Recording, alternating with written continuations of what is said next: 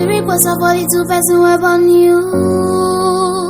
I never won. Try lose you, try them up on me. Well, Guys, if you are Jamaica, you need to watch this video. Or you want to travel from Jamaica to UK, you need to watch this video because the experience of this lady here has a lot to tell us. This lady is Jamaica, traveling from Jamaica to UK, and she was suspected carrying some drugs. I don't know why everybody from Jamaica are just being suspected like that. I've heard stories of people from Jamaica always into this. You understand? One thing about this Western world is that if they get to suspect just one person, or maybe they caught one person or some persons doing the same thing, they have to now generalize it. Just imagine the country of Nigeria today. Everybody or most people see as a Nigerian, these white people just have this mindset that this person is a scammer, this person is this person is that. Just because you are in Nigeria, maybe they have caught one or two Nigerian doing the same thing. Now, the story of Jamaica, if you are Jamaica or you are from Jamaica traveling to UK or Canada, automatically they are suspecting you that you are a drug, you carry drugs in your bag. Let's watch this lady. Listen to her, how she was arrested, everything that happened to her, how she was disgraced, and later what happened, and what was her reaction, and the reaction of everybody.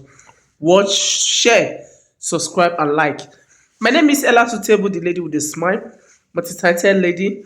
Please subscribe to this channel, like this video, comment, and share.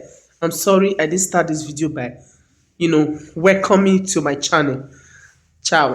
I am traumatized, and I'm gonna go through everything that happened. So I recently came back to the UK, and my experience coming back to the UK was the worst experience I've ever had. Now I've been back and forth so many times the last few years, well over the years, right? Because I travel frequently. But this experience has left me traumatized. I don't even know how I feel. Like even speaking now, I don't even know how to express how I feel. So I took a Virgin flight from Montego Bay to London Heathrow not long ago, right? And I checked in. Everything was fine. Everything was smooth at check-in at the Jamaica end. Check-in was really quick. I got there quite early, so check-in was quick, smooth, everything, right? The flight was slightly delayed leaving, but not too much. We still arrived. We stopped in Bahamas for an hour or so. Picked up some people, and then when we got to London, we arrived, I think, like half an hour early. We arrived about 9 o'clock. So we landed in good time. Once the plane landed, the air hostess or the air cabin crew, they come on the mic and they make an announcement. And the announcement was that, what did she say? She said something like, all passengers need to make sure that they have their passports ready with them because you need to show your passport at the Jeddah Bridge. Now, the Jeddah Bridge is, the connecting bridge or tunnel that they connect to the airplane door as you walk out, so you don't need to walk down the steps of the aircraft. That's the Jeddah Bridge. So she says it again as we're getting ready to come off. She comes on the tannoy on the mic and says, please make sure you got your passports ready because they're going to be checked as you come off the Jeddah Bridge. So bear in mind, guys, I was sat in row 61 and there are 66 rows on this Virgin flight. So I was way at the back, right? So you've got all the rows in front of me to disembark the aircraft. So they all come off, everything is fine, their passports are getting checked, they're showing their passports, they're going, everything is fine. Remember, I'm 61, so I'm right at the back. I'm one of the last few people to come off, other than those who are needing assistance, right? So I come out the aircraft. I show my passport to one of the border force agents, and as soon as they see my passport, see my name, they're like, "Okay, can you come with us, please?" Okay, fine. So I comply. So they walk me through. There's two of them, two border force agents. They walk me through. So I'm walking with everybody else. That's come off the plane. I'm walking through with everybody else. And at this point, I kind of thought, this is strange. If they want to question me, my first thought is, why didn't they if they're going to question me, how comes they didn't question me once I've collected my luggage? Because, guys, I watch Border Force, right? Like, I think I've seen every episode. And usually, if they want to question you or search you, they usually make sure that you collect your bags. And they're watching you the whole time. They wait till you collect your bags. And then as you go through nothing to declare, that's when they usually, tap you on your shoulder and take you over for questioning or a search. But they took me literally from the plane door. So I didn't make any fuss. I just went with them. As we're walking, we're going through the crowd. So everybody on the aircraft is seeing these two Border Force agents basically escorting me through. So we get through to immigration and we get to baggage control, baggage pickup. And whilst these two agents are escorting me, they're asking me questions. It's like an interview. They're asking me all these questions. I'm complying and I'm answering. My only, not concerned, but my only annoying, because I was a little bit annoyed at that time, was that they were asking me all these questions in front of people. As we're walking and the whole crowd of the whole crowd of people are around us, they can hear all the questions that they're asking and they can hear my answers. And I don't really want everybody up in my business like that. But I complied, right? Anyway, we got to the baggage claim. And once we got to the baggage claim, she said to me, okay, what does your suitcase look like? What does your luggage look like? So I describe what my luggage is like. I let her know it's a hardback case and it's got like a ribbon. I told her the colour of the ribbon on it. So it took a while for my luggage to come around the carousel. We were standing there waiting, and there were one officer, one Border Force agent, should I say, either side of me. So one of the agents was like, the one was quite quiet and the other one was quite outspoken, like that she was taking the lead. And she was looking around, and then she looks behind me. There is a guy that's got a black suitcase. He's already taken his suitcase off the carousel, right? He's standing like with his family, with a few people. So she looks around and he's got a black suitcase. It's not a hardback case like mine, but it does have a ribbon, the same colour as the one I had. And the first thing she says to me is that your suitcase? Now, when she says that to me, like I said, I've watched enough Border Force to know how they work. So at this point, I know in her mind, she's trying to ascertain whether I am working with somebody else, maybe another passenger. Maybe the passenger's seen that I've been taken by Border Force and they've collected my suitcase in case I'm hiding anything. So I say to her, no, it's not my suitcase. My suitcase is hardback. And in my defense, the other lady, the more quieter Border Force lady, she did, say that can't be her suitcase. She said it's hardback. So I kind of appreciated that. Anyway, my suitcase comes, and before I even take it off the carousel, I say, look, there's my suitcase there, coming round. So we take it off, get it off the carousel. We go down, and we approach nothing to declare. So she says, have you got anything to declare? I say, no. So she says, we're going to walk through the nothing to declare, section. As we get there, there's a sniffer dog, and he's sniffing everybody that's coming through, right? Of course, it's a flight from Jamaica. Like, they're going to do this, right? So they're sniffing everybody that comes through. Quick sniff, and, they walk through. So it gets to me. The dog handler sees that I'm with two Border Force agents, one on either side, and he makes sure that he gets that dog to do an extra sniff, right? When I say extra sniff, I mean extra sniff. So he pulls the dog over to me and he encourages the dog to, sniff my suitcase. The dog sniffs it for like 2 or 3 seconds. He gets fed up. There's nothing there. And he then wants to go on to the next person. The dog handler then pulls the dog back. Now, I've been watching the other people in front of me, right? And they wasn't getting this. Happened to them. He pulls the dog back to me and says like, come on, boy, whatever he says. And the dog sniffs for 2 seconds and goes again, like there's nothing there.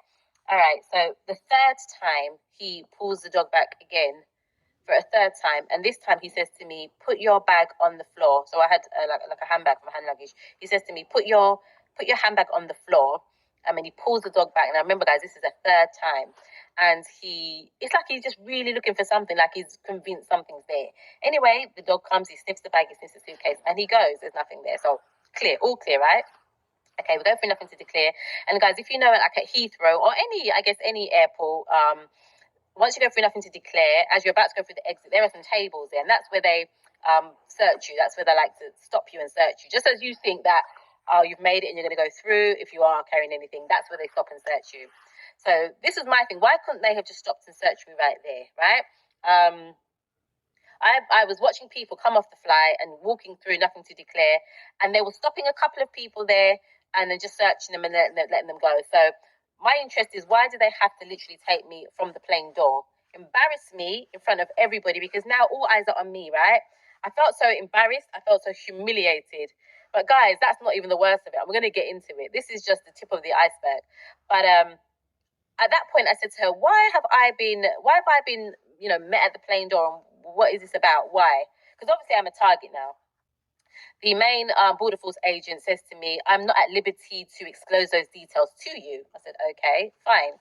So she guides me over to where the tables are and asks me to put my luggage on the table. I open my suitcase and she takes every single item out of the suitcase. And I've never, ever, ever had a search like this. Like, she took every item out of my suitcase, fine, but she unfolded every single item of clothing piece by piece, spread it out on the table, and like spread her hands all over it, like patted it down to make sure that, there was nothing there. All of my toiletries and cosmetics, she opened everything, my lotions, everything got swiped, everything got tested. Once the suitcase was empty, she then put the suitcase into the scanner. So she felt around to feel if there's any abnormalities, I guess. Didn't feel anything. She puts the suitcase in the scanner. It goes through the scanner, it comes back negative, there's nothing there. Another Border Force agent comes over with all of these swabs. He's swabbing my clothes, he's swabbing my bags, he's swabbing everything. At this point, I also had to take my shoes off, because obviously, if there's something inside me, it's going to come through in the sweat, right? That's how it works. So they scan my shoes come back negative, nothing there. Scans my suitcase, swabs all of my clothes, all of my toiletries and cosmetics, everything I have in the suitcase, swabs them, and he puts them through the tester thing, comes back, there's nothing there. So throughout this time, she continues to question me. Oh, because I've got a lot of stamps in my passport, right? Why are you traveling so much? Why are you traveling so much? And why are you traveling via Belgium? Why have you got Belgium stamps? So I said, to travel to Jamaica via Belgium or via Brussels is a lot cheaper for me. I don't usually pay more than £200. She didn't believe she didn't believe me. So she's asking me, well, if you travel directly, how much is it? I was saying, hey, it can be £1,000 at times, or even more, depending on when you go.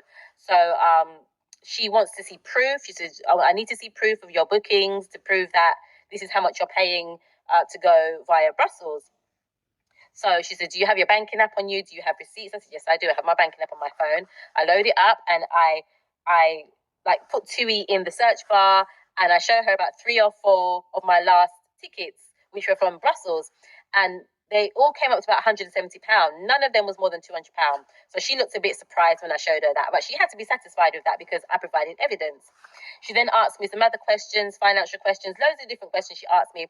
And each time she wanted proof. Guys, I was able to answer her questions, show her evidence, give her proof of every single transaction, every question that she asked me. I was like, okay, yep, here it is. And I was able to show her months or, in one case, a year's worth of evidence and proof. So she asked me a lot of questions, and I can't get into each question, but she asked me a lot of questions about finances. And what I must say as well, in between this time, every question she asked me, I would satisfy her answer, show her evidence. She'd go back to her boss, go to her superior, come back to me, find something else to ask me. I would answer her questions, show her the evidence she required, and then she'd have to go back to her boss, and then she'd come back with something else. Now it's like, she just wouldn't let me go, because I just felt like she already had a preconceived idea of what she thought I may do or may have or may say. And everything she asked me, bang, I answered them, and I was able to support my statement or support what I said with evidence. And that's why she had to keep going back to her boss and coming back every minute with something else to try and trip me up, or try to, just try to trip me up or answer me a question that I wouldn't be able to answer or show evidence for. But I was able to every single time. Anyway, at this point now, I've been complying, right? But at this point now, I get annoyed because it's been over an hour and a half since they've questioned, that they've had me. And now I get annoyed, and I just say, why is it that you had to literally march me from the plane door to here? Why couldn't you have stopped me here? I've been watching other people pass, and you stopped a few people here at nothing to declare, and answering them questions and searching them. Why couldn't you do the same thing with me? Why did you have to march me off the plane? I said, I feel so embarrassed and humiliated. And let me tell you why as well. When I got to, whenever I travel from Jamaica, coming back to England, I tell nobody. Nobody knows. Those who need to know, right? And they're all trusted. Very small circle. Yeah? I don't tell anybody that I'm coming. However, when I got to the airport, even before I left the airport, I saw somebody that seemed as though was traveling too, and seemed as though they were going to be on the same flight as me. When I got to the airport, I saw that person. Me and this person don't talk. We don't speak. I've never actually spoken to this person, and I will never speak to this person because they're associated with somebody that I don't like at all. Okay, and the person will say they don't like me either. And I won't even get into that. But this person only wishes Outlaw and I bad. They're on our case all the time, just trying to, I don't know. I want to say get a reaction so that we can move out of the community. That's the only way that I can put it without going into too much detail, right? They've got nothing good to say. They're always finding the negatives. They're always on our case, even up to very, very recently. They've been even after all of this, they're still on our case, right? And the person that I saw at the airport was associated with this person. And that was the only person that knew outside my circle that I was traveling. There was a subscriber that I saw on the plane, and she called out to me and I said hello as I was walking through the aisle, and that was it. So I'm going to come back to why I've mentioned this piece, yeah, because it's part of the story, right? Anyway, so as I said, explaining to the Border Force agents that this is really embarrassing, this is humiliating. I'm being treated like a criminal, being marched off the plane, having to walk in front of everybody, that everybody that was on the same flight as me. So now obviously they're all looking, and they're all going to be they're all going to be saying, oh gosh, she must have something for her to take them off the plane. And so it's embarrassing and it's humiliating, right? It's embarrassing and it's humiliating. But my trauma doesn't even start there. It doesn't stop there. It doesn't even start there.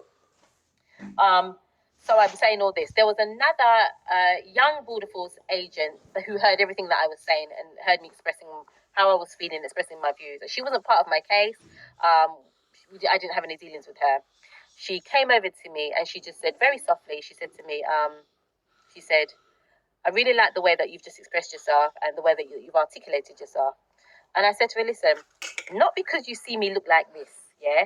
And not because you've probably got a preconceived idea of who you think I am not that person. I said, I'm educated. I had a good job before I left because at this point I had explained that I'm back and forth. I'm a dual citizen and everything like that. And I can come and go if I want. I said, just because I may look like this, you may have a preconceived idea of who you think I am, and I'm not the person that you think I am.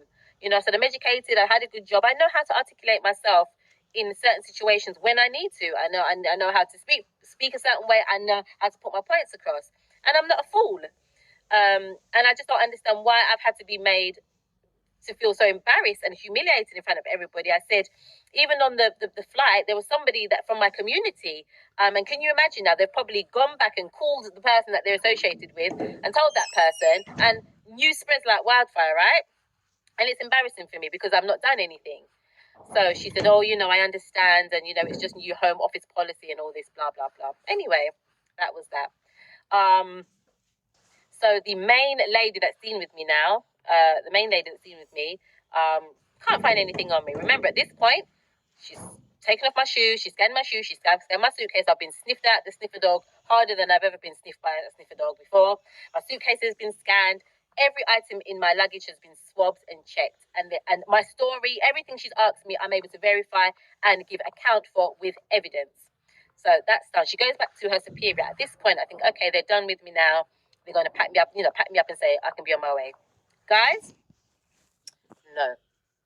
She comes back after speaking to her superior, and she asks me, and this is the point that I didn't say, throughout the time that she's searching me and kind of questioning me, she keeps asking me, did you eat on the plane? Did you eat on the plane? She asked me 3 times. The first 2 times I said to her, yes, I did eat on the plane. Second time I said to her, yes, I did. The third time she asked me, I said, listen, if I didn't eat on the plane, you would already know. Because I know that the air hostesses, the air cabin crew are probably told to look out for anybody that's not eating on the plane and report it. I said, if I didn't eat on the plane, you would already know.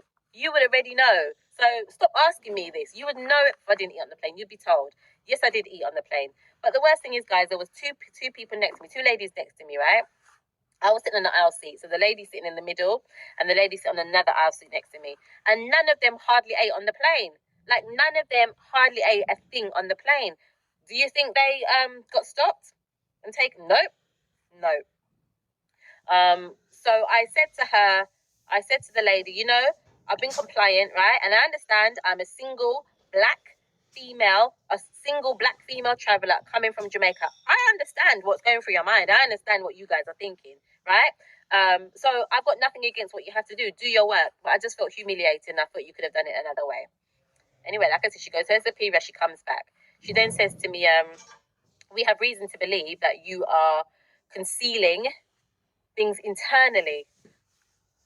Yeah. Now they believe that I'm carrying drugs inside of me. So she says to me, at this point, I'm going to have to arrest you. No, at this point, I'm going to arrest you. Do you object to a scan? I just said to her, listen, scan me. Just scan me because I've got nothing to hide. Got stopped and taken? Nope. No.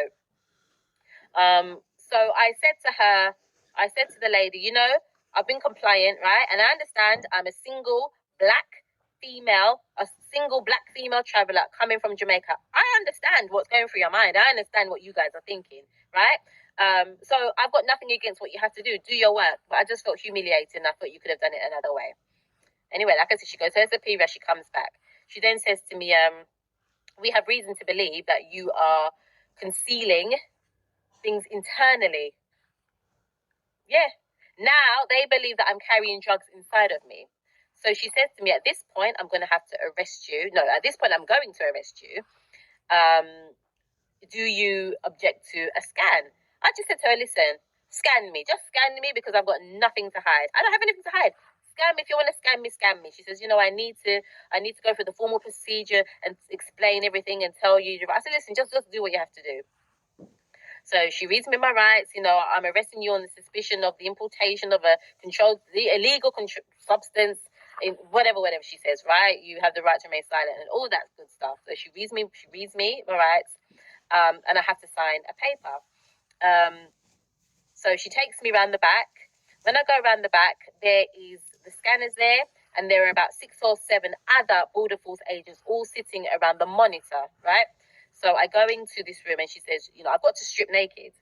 And guys, if there are any children watching this, I suggest you cover their ears or let them leave the room now, because I do want to tell you exactly what happens without any filter.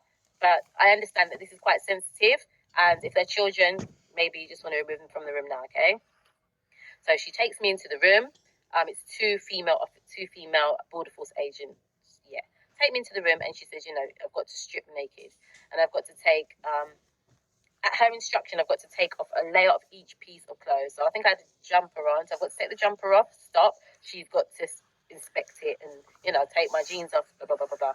Anyway, I think this is when it became emotional for me, because I was standing there in my underwear now, and now I've got to take my bra off.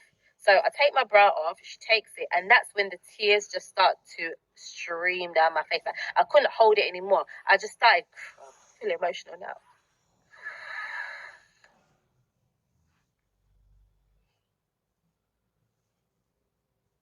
Guys, that's when the tears just started to roll down my face, because I just felt so humiliated. Like, I just felt like a crew. Like, imagine, I've come back to the UK. I don't usually fly direct. This is the thing. I usually always go via Amsterdam or Belgium because it's just cheaper. And I have no problem with them wanting to do their searches, but you search me and you come up with nothing. And now I feel it feels degrading now that you've stooped to this level that I have to strip in front of strangers. And so I take my bra off and I give it to her, and I just start crying. And I say, listen, I'm crying not because I'm guilty of anything, but I'm crying because I feel so humiliated to have to do this in front of strangers. So I have to take my bra off, I have to take my underwear off, I give it to her, she inspects everything, and then I have to squat. I have to part my butt cheeks, I have to bend my knees, and in this funny position, and she has to come and look up underneath me. Like, Do you know what I mean? It's so, and I felt so undignified.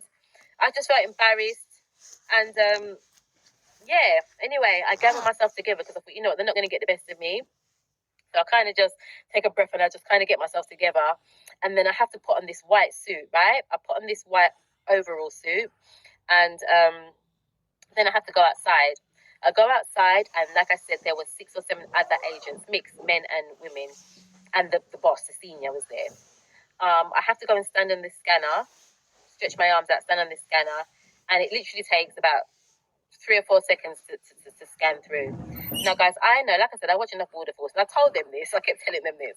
I know that once I go through, the people on the other end can automatically see whether I've got things concealed inside me or not, right?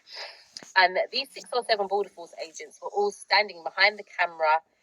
Oh, and you know what? They were standing there in anticipation, because it was almost like, yes, we haven't found anything else in here, but she's definitely got something on her, and we're going to find it now. So I go through the scanner, and they say to me, take a seat in the room while we analyze the footage. Guys, there's nothing to analyze. There's nothing in me. You know there's nothing in me, you know, but you go through the motions then. So I sit in the room for about 5 minutes. After about 5 minutes, the lady comes in the room, the main Border Force agent comes in the room, and she says to me, okay, you can get dressed and you're free to go. That's all she said. There was no apology. There was no, sorry that you've had to go through this. I'm sorry that, you know, or, you know, there was no empathy. There was no, I know it's been an uncomfortable experience for you, but we're just doing what you're doing. We thank you for complying with us, you know, sorry for the experience. There's none of that. And I think that's what made me really angry as well. There was none of that. It was, well, you can get dressed and you're free to go. At that point, the two female border agents are still in the room with me. So I said, you know, can I have some privacy?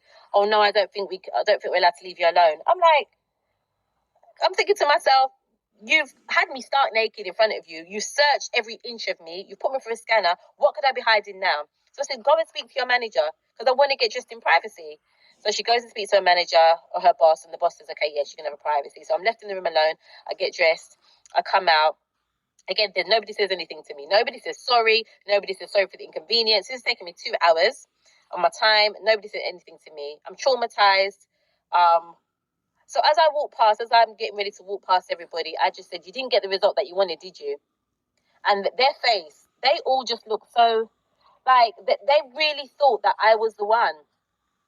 I think more than that for me is also, they were tipped off. Yeah, because I've been doing a little bit of research into this as well. They were tipped off. Somebody specifically got in contact with them and said to them, look out for this one. Or somebody has said to them, that person is carrying something, or they believe I've got somebody. And that's why the story about the person in my community, that's why I had to mention that part about the person in my community. Thank you guys for watching this video. Thank you. Like, comment. What do you think about this? Comment your opinion. Bye.